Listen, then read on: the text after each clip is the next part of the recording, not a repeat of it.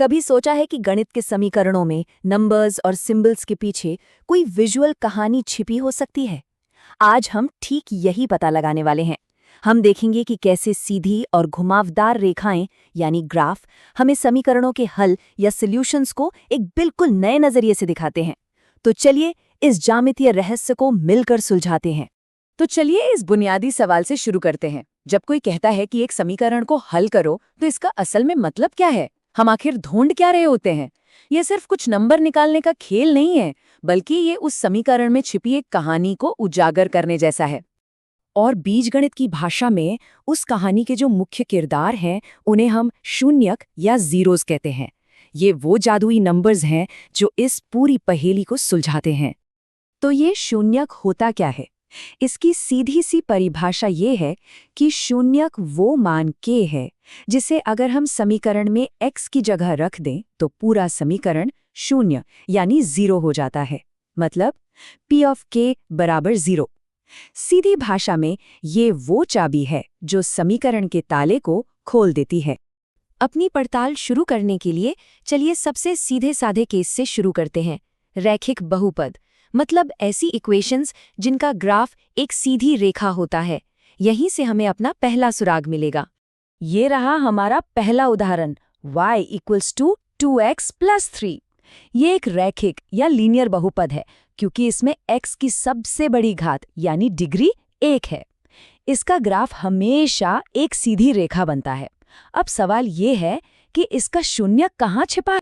जब हम इस समीकरण का ग्राफ बनाते हैं तो हमें ये सीधी रेखा मिलती है। अब जरा ध्यान से देखिए, ये रेखा एक्स एक्सिस को यानी हॉरिजॉन्टल लाइन को ठीक एक जगह पर काट रही है। और ये कोई इत्तेफाक नहीं है, यही हमारा सुराग है।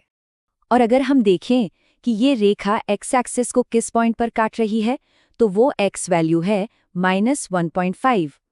और यही नंबर -1.5 हमारे बहुपद 2x + 3 का शून्यक है। तो यहाँ से हमें एक बहुत जरूरी बात पता चली। एक रैखिक बहुपद का शून्यक और कुछ नहीं बल्कि उसके ग्राफ का एक्स इंटरसेप्ट होता है। मतलब वो पॉइंट जहाँ ग्राफ एक्स एक्सिस को काटता है। बीजगणित के जवाब का एक सीधा सा विजुअल मतलब है।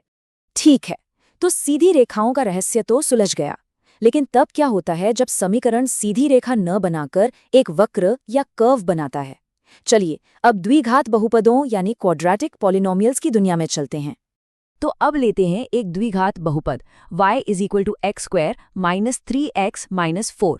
अगर हम x की अलग अलग वैल्यूज के लिए y की वैल्यू निकालें तो कुछ दिलचस्प नजर आता है। देखिए, जब x की वैल्यू -1 होती है तो y शून्य हो जाता है, और जब x की वैल्यू 4 होती है तब भी y शून्य हो जाता है। ये एक बहुत बड़ा सुराग है।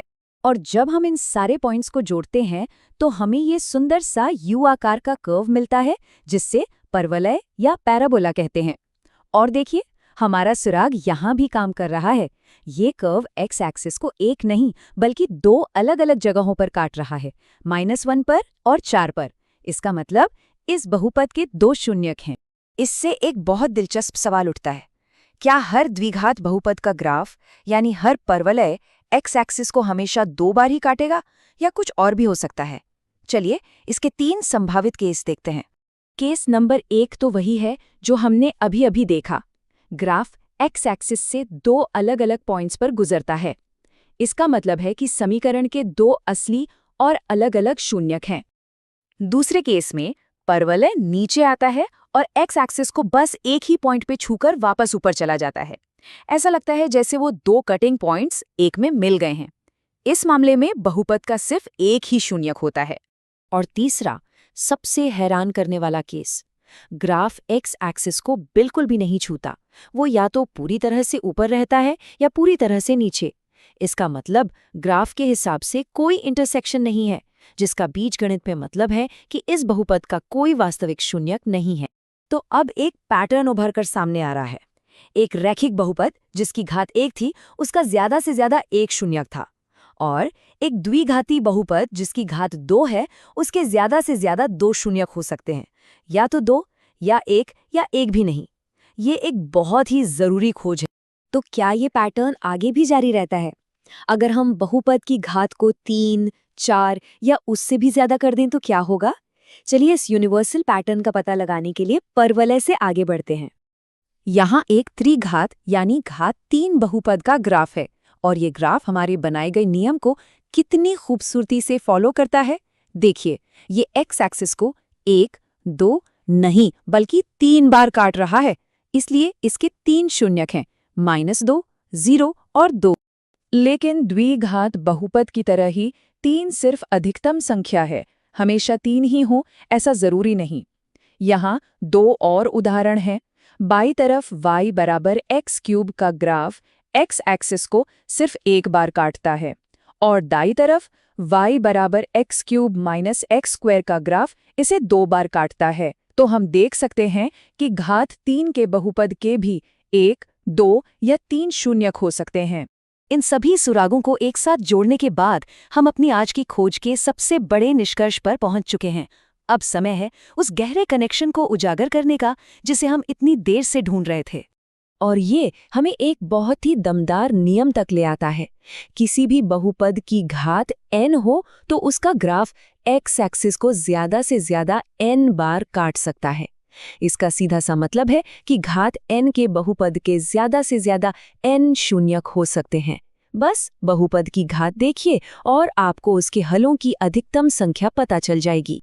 और कमाल की बात यह है कि ये रिश्ता सिर्फ ग्राफ तक ही सीमित नहीं है, ये बीजगणित से भी गहराई से जुड़ा है। जैसे अगर हम 2x² माइनस 8x प्लस 6 के शून्य को यानी 1 और 3 को देखें तो उनका जोड़ जो 4 है और उनका गुणा जो 3 है, ये दोनों ही समीकरण के गुणांकों यानी -8 और 6 से जुड़े हुए हैं।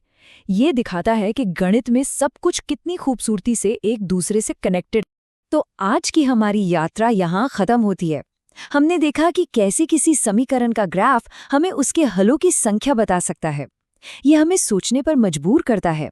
बीजगणित की ये आकृतियां, ये ग्राफ्स अपने अंदर और कौन-कौन से गहरे राज छिपाए बैठे हैं जिनके खोजे जाने का बस इंतजार है।